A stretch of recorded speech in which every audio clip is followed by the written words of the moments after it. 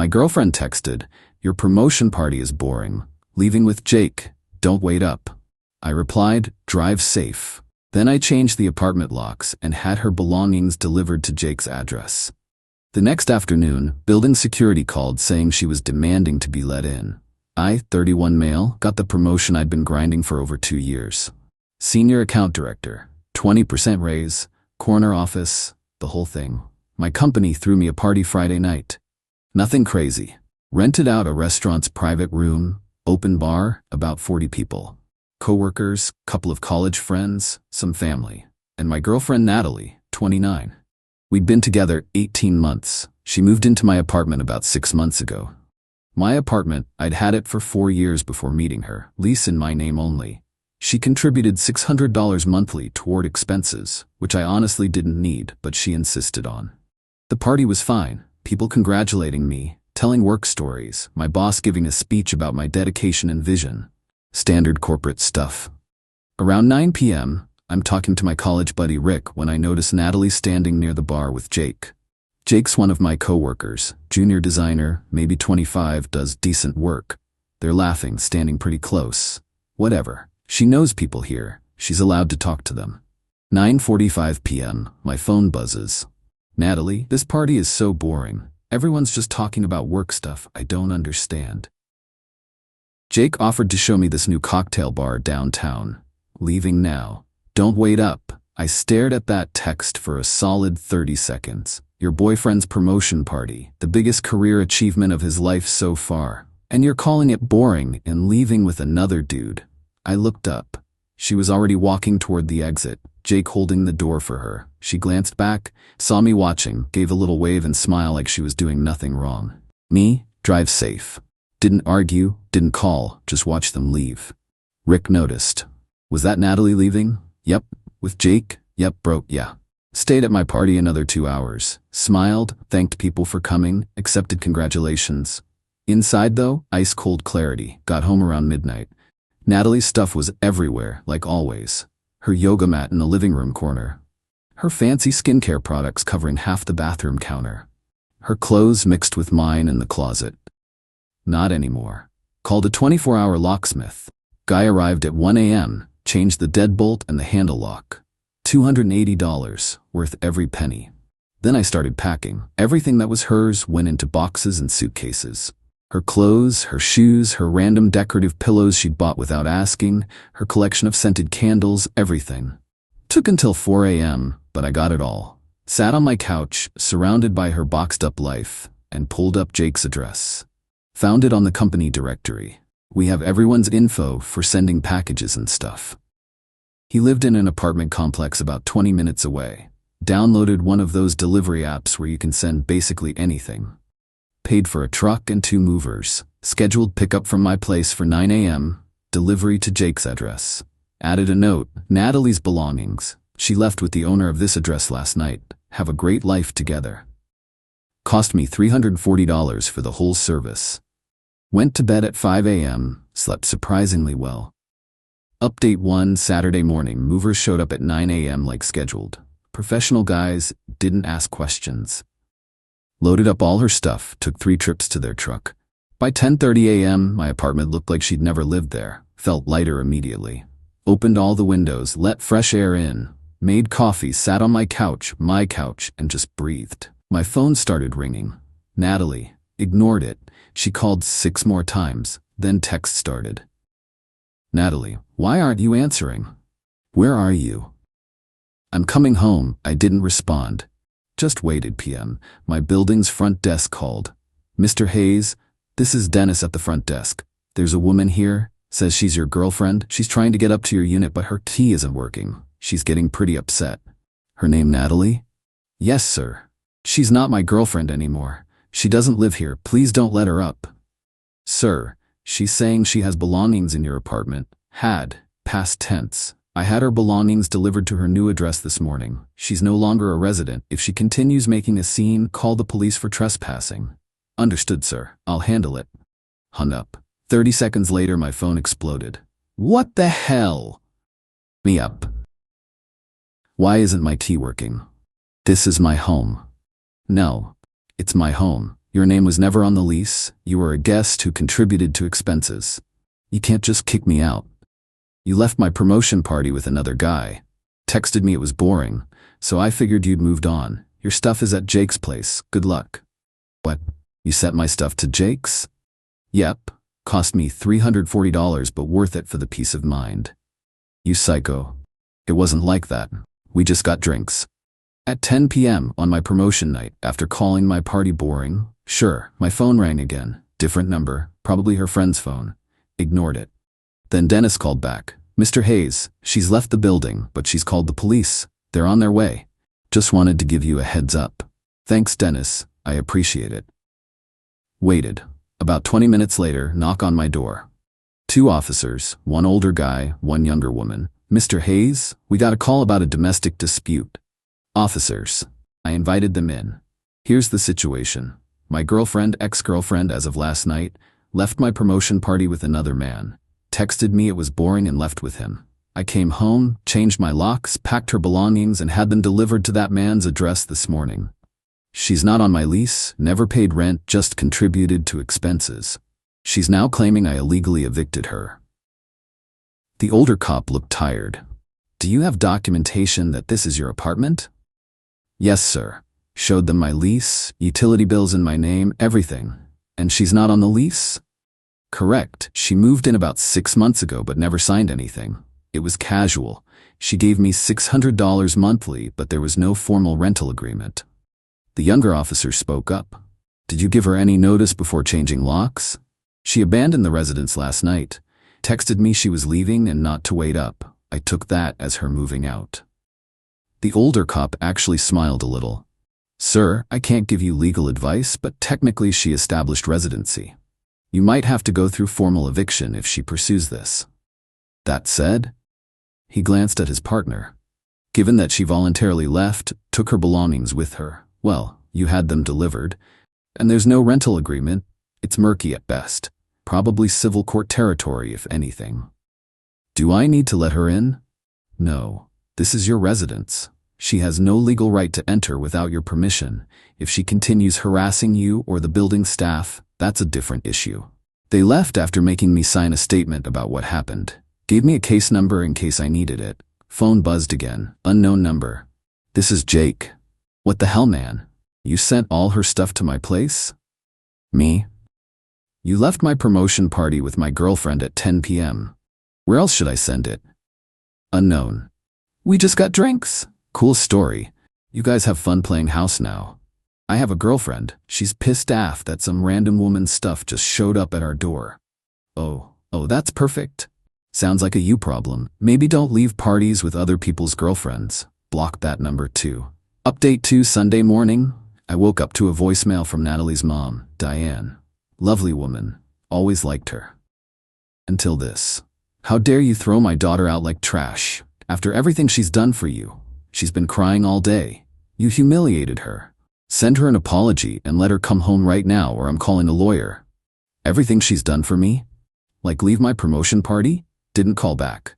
Instead, pulled up the security camera footage from my building. The complex has cameras everywhere, including the parking garage. Friday night, 9:54 p.m. there's Natalie and Jake walking to his car. He opens her door. She gets in, laughing. They drive off. Downloaded the footage, backed it up in 3 places. Monday morning, back to work. First day in my new office. Still felt good despite the weekend drama. Jake wasn't at his desk. Found out from another designer that he'd called in sick. Coward. Around 10 a.m., I got called to HR. Rebecca from HR sat across from me, looking uncomfortable. We received a complaint this morning. Natalie, your girlfriend?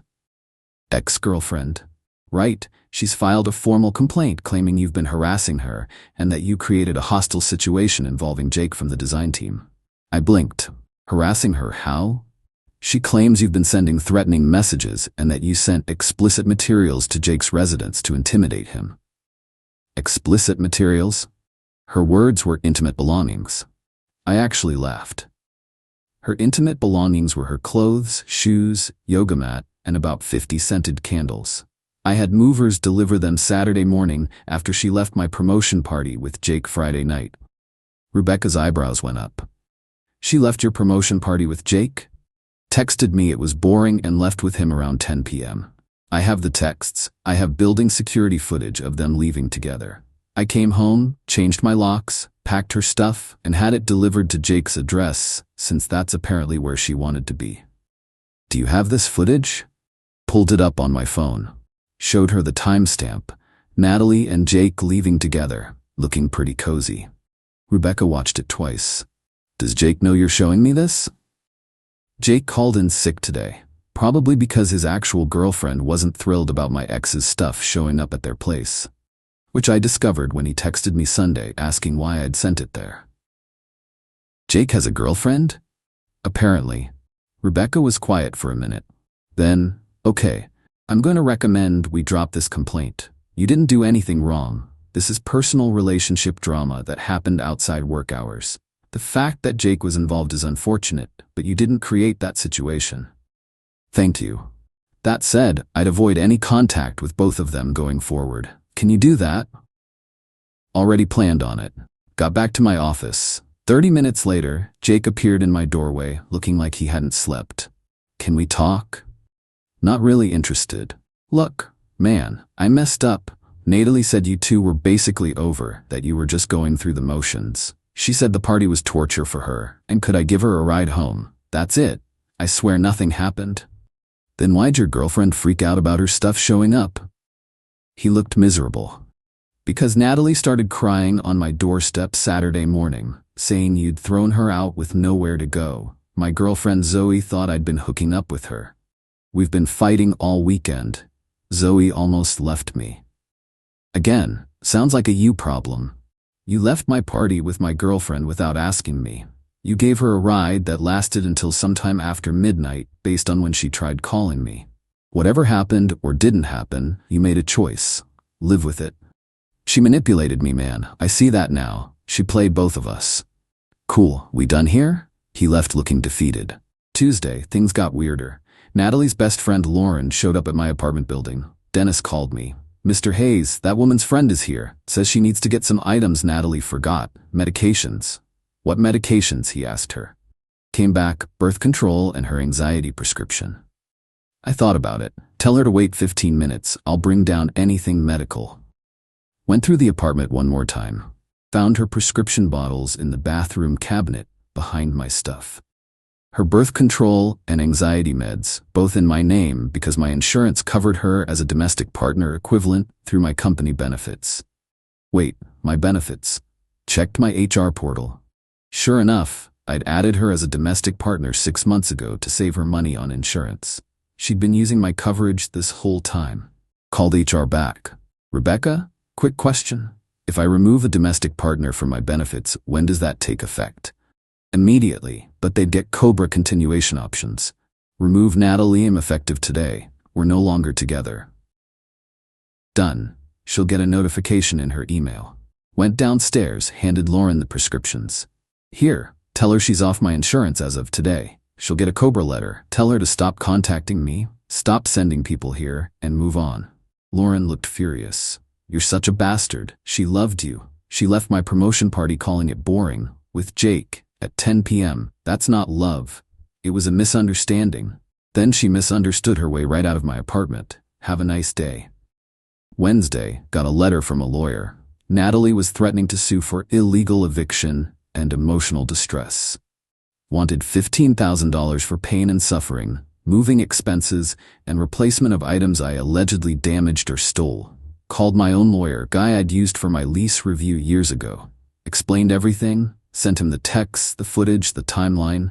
He called back 2 hours later laughing. She has no case.